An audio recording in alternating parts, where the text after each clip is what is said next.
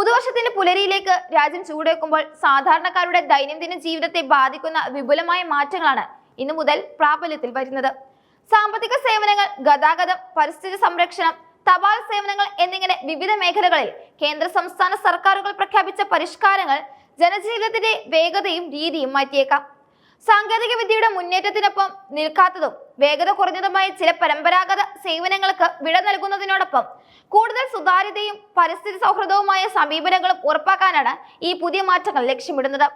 തപാൽ വകുപ്പിലാണ് ഏറ്റവും ശ്രദ്ധേയമായ പരിഷ്കാരങ്ങളിൽ ഒന്ന് നടപ്പിലാക്കുന്നത്.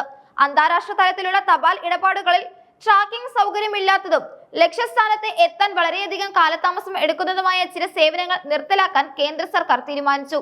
വിദേശത്തേക്കുള്ള registered small packet service, outward small packet service എന്നിവ ഇതിൽ ഉൾപ്പെടുന്നു. കൂടാതെ കാലഹരണപ്പെട്ടുവെന്ന് കരുതപ്പെടുന്ന surface letter mail service, surface airlifted letter mail service എന്നിവയും ഇനി മുതൽ ലഭ്യമാകില്ല.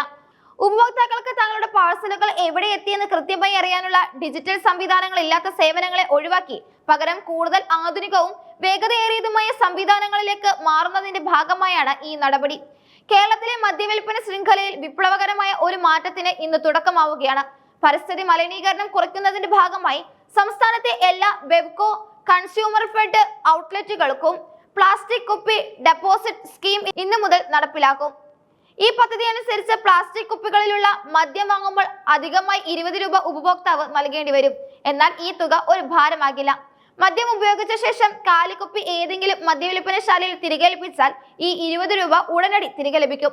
നേരത്തെ ചില വനമേഖലകളിലും വിനോദസഞ്ചാര കേന്ദ്രങ്ങളിലും പരീക്ഷണാടിസ്ഥാനത്തിൽ നടപ്പിലാക്കി വിജയിച്ച ഈ പദ്ധതിയാണ് ഇപ്പോൾ സംസ്ഥാനം ഒട്ടാകെ വ്യാപിപ്പിക്കുന്നത്.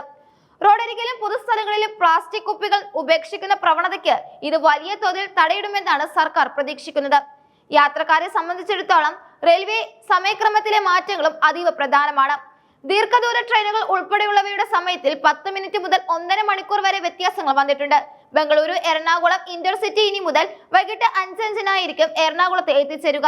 തിരുവനന്തപുരം സിക്കന്ദരാബാദ് ശബരി എക്സ്പ്രസ് അരമണിക്കൂർ നേരത്തെ രാവിലെ 10:40 എറണാകുളം ടൗണിലെത്തും. തമിഴ്നാട്ടിലേക്ക് യാത്ര ചെയ്യുന്നവർക്ക് ആശ്വാസകരമായി ചെങ്കോട്ട വഴിയുള്ള കൊല്ലം ചെന്നൈ എക്സ്പ്രസ് 1.5 മണിക്കൂർ നേരത്തെ രാവിലെ 6:05 ചെന്നൈ താമ്പരത്തെത്തും. ഇതുപോലെ New Delhi Thiruvananthapuram Kerala express, Vaishno Devi Katra Kanyakumari Himsagar weekly express എന്നിവയുടെ സമയത്തിലും ഇന്നു മുതൽ മാറ്റങ്ങൾ പ്രാബല്യത്തിലുണ്ട്. യാത്രാ പദ്ധതികൾ തയ്യാറാക്കുന്നതിന് മുൻപായി പുതുക്കിയ സമയക്രമം പരിശോധിക്കുന്നത് യാത്രക്കാർക്ക് ബുദ്ധിമുട്ടുകൾ ഒഴിവാക്കാൻ സഹായിക്കും. കാർഷിക മേഖലയിലും സാമ്പത്തിക ഇടപാടുകളിലും കർശനമായ പുതിയ നിബന്ധനകൾ ഇന്നത്തെ സൂര്യോദയത്തോടെ നിലവിൽ വന്നു. പ്രധാനമന്ത്രി കിസാൻ സമ്മാൻ നിധി പദ്ധതിയിൽ ആനുകൂല്യങ്ങൾ പുതുതായി അപേക്ഷിക്കുന്ന കർഷകർക്ക് ഇനി മുതൽ പ്രത്യേക ഫാർമർ ID നിർബന്ധമാക്കിയിട്ടുണ്ട്. കൃഷിഭൂമിയുടെ വിവരങ്ങളും ഗുണഭോക്താവിന്റെ ആധികാരികതയും ഉറപ്പുവരുത്താനാണ് ഈ പുതിയ തിരിച്ചറിയൽ രേഖ കൊണ്ടുവന്നിരിക്കുന്നത്. അതേസമയം നിലവിൽ പദ്ധതിയുടെ ആനുകൂല്യം ലഭിച്ചുകൊണ്ടിരിക്കുന്നവരെ ഈ പുതിയ നിയമം തൽക്കാലം ബാധിക്കില്ല. ബാങ്കിംഗ്, നികുതി മേഖലകളിൽ ആധാർ കാർഡും പാൻ കാർഡും തമ്മിൽ ലിങ്ക് ചെയ്യാത്തവർക്ക് വലിയ തിരിച്ചടി ഉണ്ടാകും. ആദായ നികുതിയുമായി ബന്ധപ്പെട്ട പ്രധാനപ്പെട്ട ഓൺലൈൻ സേവനങ്ങളെല്ലാം ഇത്തരം ഉപഭോക്താക്കൾക്ക് തടസ്സപ്പെടും. പിഴയൊടുക്കി ലിങ്ക് ചെയ്യാനുള്ള കാലാവധി കഴിഞ്ഞവർക്ക് ഇനി നികുതി റീഫണ്ടുകൾ സ്വീകരിക്കുന്നതിനും മറ്റും സാങ്കേതിക തടസ്സങ്ങൾ നേരിടേണ്ടി വരും. കേന്ദ്ര സർക്കാർ ജീവനക്കാരെ സംബന്ധിച്ചിടത്തോളം വലിയൊരു വാർത്ത 8ാം ശമ്പള കമ്മീഷൻ പ്രാബല്യത്തിൽ വരുന്നു എന്നതാണ്. ജീവനക്കാരുടെ ശമ്പള ഘടനയിലും ആനുകൂല്യങ്ങളിലും വിപുലമായ വർധനവിന് വഴിമരുന്നിടുന്ന ഈ നീക്കം ദശലക്ഷക്കണക്കിന് കേന്ദ്ര ജീവനക്കാർക്കും പെൻഷൻകാർക്കും ആശ്വാസം പകരും. വിലക്കയറ്റത്തിനനുസൃതമായി ജീവിത നിലവാരം ഉയർത്താൻ പുതിയ ശമ്പള പരിഷ്കരണം സഹായിക്കുമെന്നാണ് വിലയിരുത്തപ്പെടുന്നത്. ഇതിനൊപ്പം സാമ്പത്തിക വർഷത്തിന്റെ അവസാന പാദത്തിലേക്ക് കടക്കുന്നതിനാൽ നിക്ഷേപ പദ്ധതികളും ബാങ്ക് ലോണുകളുടെ പലിശ നിരക്കുകളിലും നേരിയ വ്യതിയാനങ്ങൾ വരാനും സാധ്യതയുണ്ട്. ഡിജിറ്റൽ ഇടപാടുകളുടെ സുരക്ഷ വർദ്ധിപ്പിക്കുന്നതിനായി ഓൺലൈൻ പേയ്മെന്റ് പ്ലാറ്റ്ഫോമുകളിലും ബാങ്കുകളിലും പുതിയ സുരക്ഷാ മാനദണ്ഡങ്ങൾ നിലവിൽ വന്നേക്കാം. വ്യക്തി വിവരങ്ങളുടെ സംരക്ഷണത്തിന് മുൻഗണന നൽകുന്ന തരത്തിലുള്ള മാറ്റങ്ങൾ ആപ്പുകളിൽ ദൃശ്യമാകും. വാഹന വിപണിയിലും പുതുവർഷ മാറ്റങ്ങൾ പ്രകടമാണ്. ഒട്ടുമിക്ക പ്രമുഖ വാഹന നിർമ്മാതാക്കളും ജനുവരി 1 മുതൽ മോഡലുകളുടെ വില വർദ്ധിപ്പിക്കുമെന്ന് നേരത്തെ തന്നെ പ്രഖ്യാപിച്ചിരുന്നു. നിർമ്മാണ ചെലവിലുണ്ടായ വർധനവാണ് ഇതിന് കാരണമായി അവർ ചൂണ്ടിക്കാണിക്കുന്നത്.